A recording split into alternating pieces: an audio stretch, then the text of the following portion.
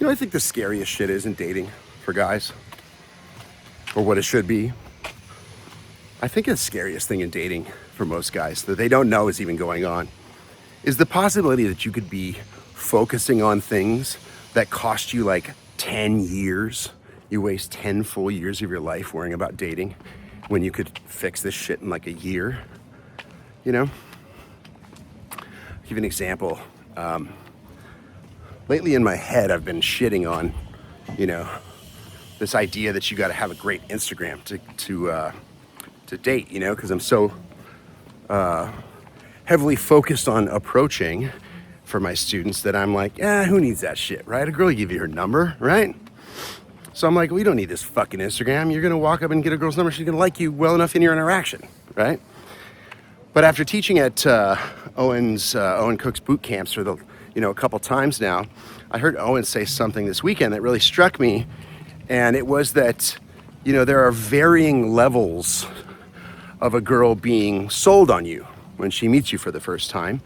And your Instagram can kind of bridge the gap between, you know, maybe you're not quite good enough for her, and then she sees your Instagram and then she's like, up, and it bumps you up a little bit.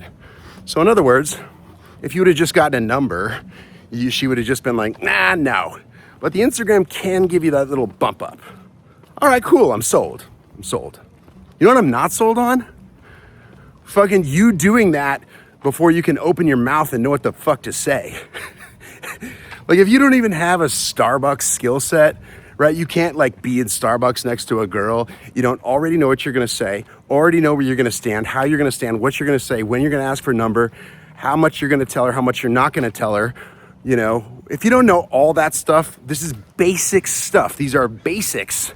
You don't have a basic fucking Starbucks skill set and you're spending 80 hours on your Instagram, or you're flipping through, you know, 200 dating videos, pieces of content, short forms, YouTube videos, long form, trying to figure out somebody who knows, you know, find somebody who knows what the fuck they're doing. You're doing all that stuff and you can't open your mouth. Your haircut looks like shit. You got bad body language. You know, if you're worried about this one thing, oh, my Instagram's not good, I'm fucked. No, dude, you fucked yourself 30 different ways before you even opened your mouth. You're worried about that one? You're worried about the one that comes after that. What else are you worried about? Not banging girls in the fucking nursing home when you're 80? Like, get with it. There's so many things that you can do to improve your dating life that don't include or aren't ready yet for your Instagram, right? Now, that's great information. I love it.